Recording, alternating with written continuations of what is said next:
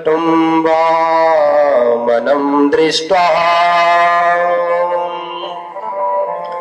मोदमाना महर्षया कर्माणि कारयामासु पुरस्कृत्यं प्रजापतिम्। बंधुओं, जब भगवान वामन का प्राकट्य हुआ तो भगवान का स्वरूप कैसा है कि बोने ब्राह्मण के भगवान, आकार उनका शरीर छोटा है। तो जब भगवान वामन का प्राकट्य हुआ तो उनका उपनयन संस्कार मनाया जा रहा था। उपनयन कहते हैं जनेऊ संस्कार। कोई जन्म से ब्राह्मण नहीं होता है। जब उसका उपनयन संस्कार होता है तभी उसे द्विज कहते हैं। द्वि माने दूसरा, जौ माने जन्म, जिसका दूसरा जन्म हुआ। अब आप लोग बोलोगे कि दूसरा जन्म कैसे?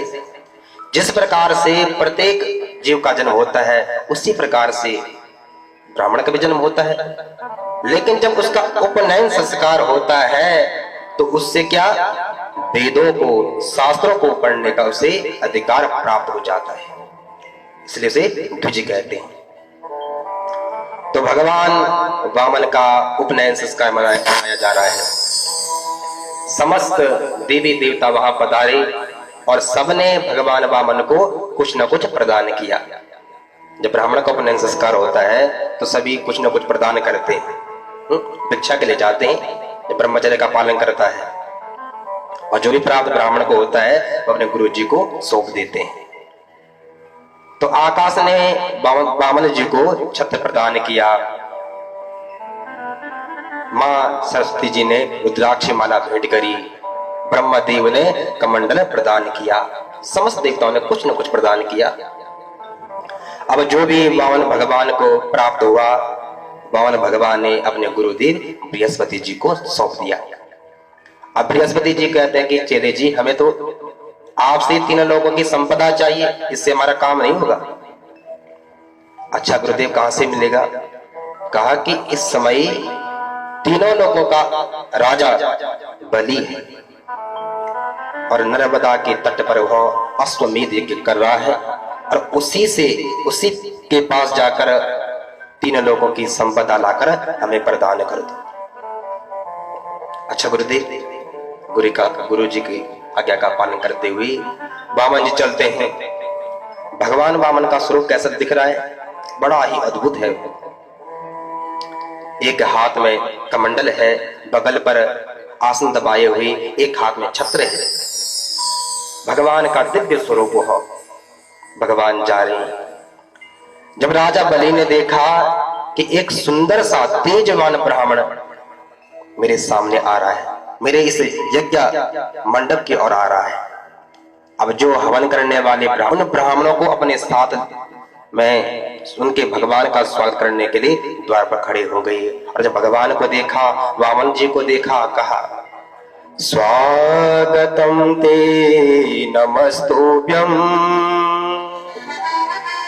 ब्रह्मन्तिं करवामते ब्रह्मर्षिणां तपसाक्षात् त्वन्नेयार्वपुर्धर्मा। स्वागत महाराज, आपका स्वागत है। नमस्तुभ्यं, आपको मेरा प्रणाम है। आइए महाराज, आइए। आज तो मैं धन्य हो गया कि महाराज आज तो मेरे पितृ तृप्त हो गई, जो आज आपके चरण कमल आज मेरे द्वार पर पड़ गए महाराज। और ब्रह्मर्षिणाम तपसाक्षात्, ऐसा लग रहा है कि ब्रह्मर्षियों का तेज पुंज मेरे सामने खड़ा है। आइए महाराज, आपका स्वागत है। मैं तो सोच रहा हूं आज मेरे जो पितृ हैं, जो मेरे पूर्वज हैं, तृप्त हो गए महाराज, जो आपके चरण मेरे द्वार पर पड़े महाराज।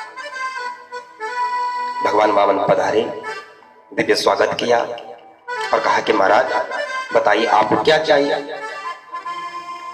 कहा कि मैंने तुम्हारा नाम सुना था कि दानियों में श्रेष्ठ राजा बलि, तो तुम्हारा नाम सुनकर तुम्हारे पास में आया।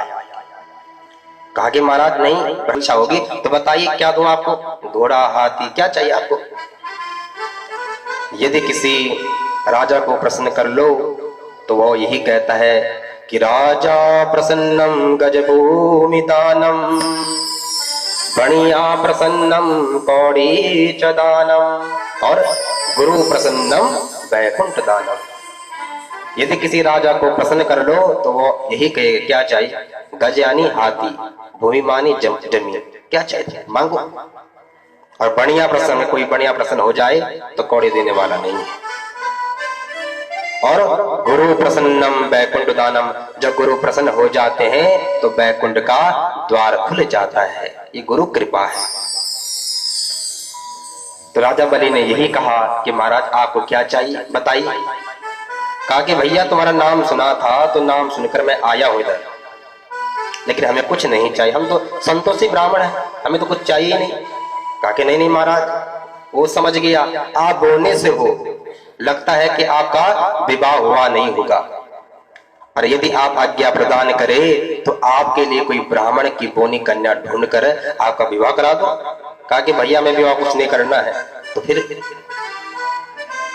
बहुत अनुनय विनय किया तो भगवान ने कहा ठीक है भैया, नहीं मानते तो हमारे पैरों को देख रहे हैं। कहा कि हाथ दिख रहा हो, तो इन्हीं पैर से मैं 3 पग भूमि प्रदान कर लो। राजा बलि मुस्कुराया और कहा कि महाराज इतने अनुनय विनय करने के बाद तो आपने अपना मुंह खोला, और वह भी केवल 3 पग भूमि, इसमें क्या होगा। और वहां पर राजा बलि के गुरुदेव शुक्राचार्य जी थे वहां पर। कहा कि मैंने इतने बड़े बड़े अनुष्ठान कराए, इतने ब्राह्मण मैंने देखे, लेकिन इतना संतोषी ब्राह्मण आज पहली बार देखा। तो नेत्र बंद किए, ध्यान लगाया, और ध्यान जो ही लगाया तो सामने भगवान विष्णु दिख पड़े। भगवान समझ गए कि गुरुदेव कुछ करने